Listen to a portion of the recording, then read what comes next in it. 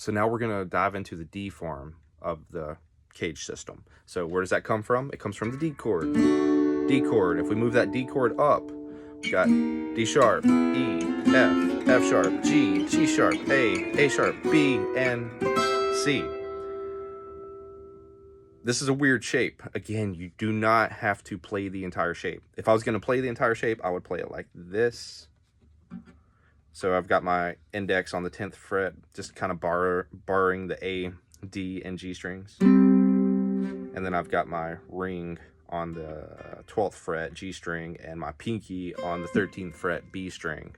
That's the gist of the chord. But most of the time, I'm only going to use the triads in that. So I'll use that D shape that you're already using down here more often than not. And you can break it down.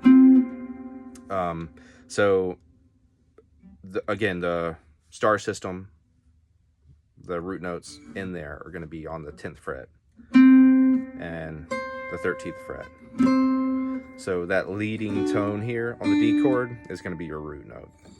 So if you find C on the B string, you'll have that little triangular shape there. This is a weird form, but it's one of my favorite ones. I don't know why. It's a little more complicated to visualize and play, but it's super useful. You will always use it. And here's an example of making music with that D shape. So again, say D shape, however you want to play it, and then see your root notes. I've got a root note here on the B string, 13th fret for a C major chord, and on the 10th fret, D string, I've got another C note. So that's going to be my octave system. It's a longer forward-facing diagonal. That's how I see it. That's the octave, this is the chord, and this is music with that chord.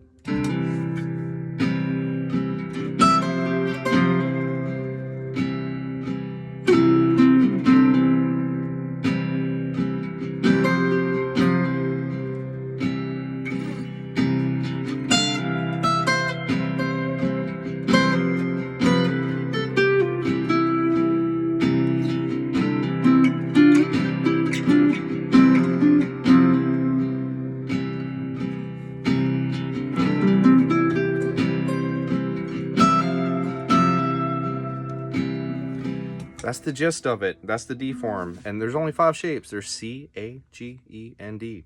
And it loops back around. So as you can see, this gives you a network of note options from the chords that you're playing over, all over the fretboard. It allows you to see all of them. You practice these forms enough by saying the form name, the octave system that makes that chord what it is. So we've got C, octave, C, A form, octave, C, using the G form, octaves, C, using the E form, octaves, and C chord using the D form, we've got our octaves. You chase enough C chords, you'll inherently know where these C chord shapes are. And playing guitar, we're playing in key of C, key of G, key of A, key of E, so much that we're constantly going over these chords. So if you give these forms a little bit of attention, 5 minutes a day, 10 minutes a day, really trying to make music with them, but keeping it simple, like align these shapes to the chord that you're playing over. Use a looper pedal, put over a static C chord, search a static C chord backing track on YouTube, and just play these shapes. Say the form name out loud, and then play the octaves out loud. It will program that stuff into your fingers, into your brain, and then you'll be able to play these forms. Music isn't that complicated. It's like playing that kid's game. Like I told you earlier, put the triangles where the triangles are, the circles where the circles. We're matching shapes. Same thing.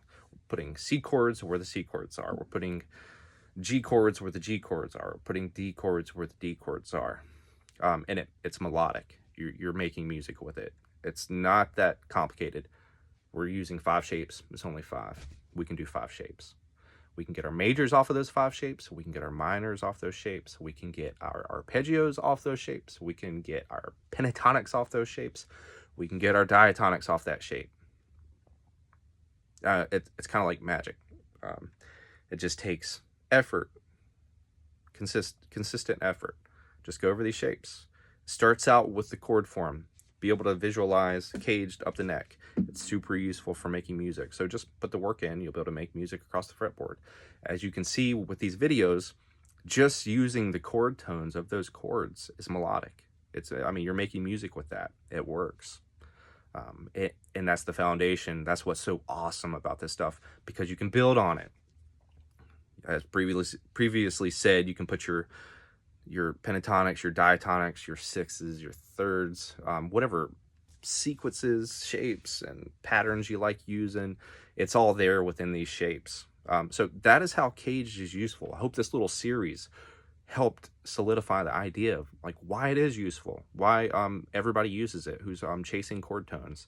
And that's all it is, chasing chords. So hopefully the series helped you out, and let me know if I can dive in further. If you've got any questions, it'd be awesome to hear from anybody.